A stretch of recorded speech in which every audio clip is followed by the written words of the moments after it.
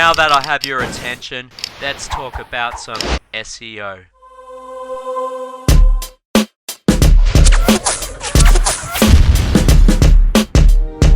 Hi guys, it's Andrew here. Today I'm going to be talking about authority site structure. Now I've got this diagram in front of me right now which sort of demonstrates what an authority website looks. Now you've got the main keyword which would be on the home page. Now say for example if this is this SEO area, the most competitive for SEO keywords out there is probably SEO and SEO company depending on what country you're in.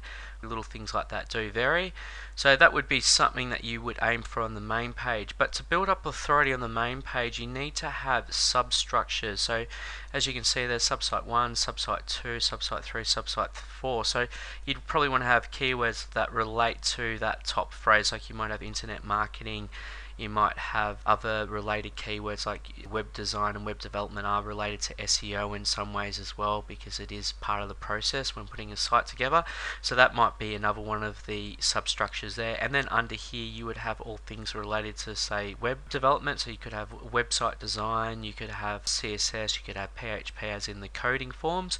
And then under here you would have all things relating to internet marketing. So you might have email marketing, etc. And that would strengthen each silo. So each of these are considered a silo in SEO terminology. The more links that link through each of these silos, the more authoritative the actual website and more that it will boost towards the homepage. Now to give it an extra boost to the authority website, you'll need links coming from external websites linking to these.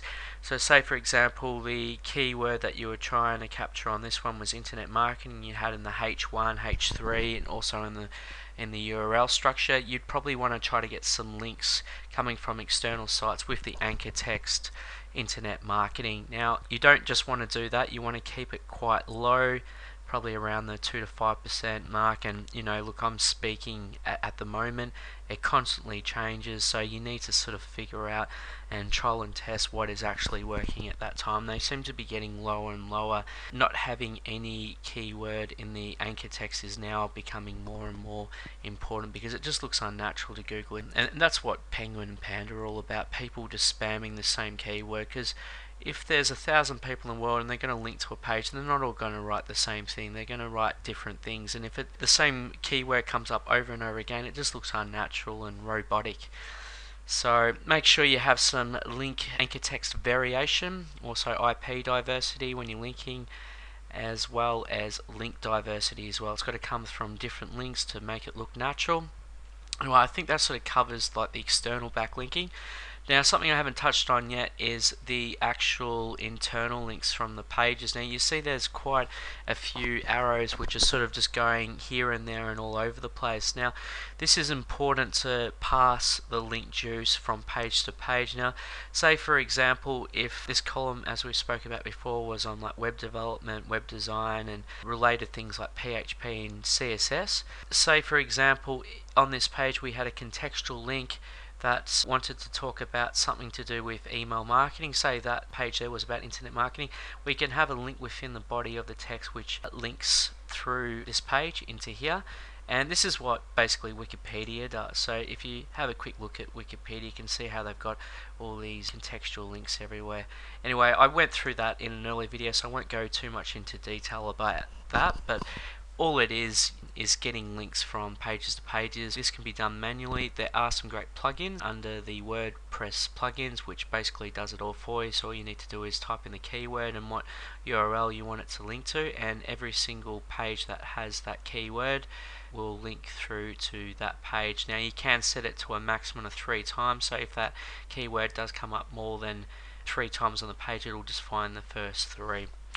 Anyway, I think that sort of covers a bit about site structure. Say for example if you were starting a big car site, you could make it the brand names of the cars at the top, so the main keyword would be cars or car sales or something along those lines, and the sub pages would be whatever the car makes are. So you could have Ford, Toyota, Mitsubishi, Mercedes-Benz, and then under here you'd have all the sedans, you would have the wagons in that area as well. You know, that would just add more authority. And when you get more and more, say you're selling cars, when you get more and more cars in, then you just keep building the site out and eventually you just get a bigger and bigger authority site till it gets to the point that it's like an Amazon, or set out structure wise like a Wikipedia. So it's definitely a better strategy than making a whole heap of mini sites. The days of the mini site are pretty much over. You can get away with linking for certain keywords for a little while, but when people come to your site, they want a one-stop shop. They want something that offers a number of things. If they're going to come to your site, have a quick look around, and you do not have what they need, they will not bookmark your site, and they'll probably never come back. And returning traffic is one of the indicators that Google will be looking probably more and more into in the future. If you get people coming to your site once, bouncing off within a few seconds, it's just not a very good indicator to have on your website, and you can't expect that website to last very long. Anyway, enough about that. I think that sort of covers the point. Thanks enough for that. You have a great day. Thank you very much. Bye.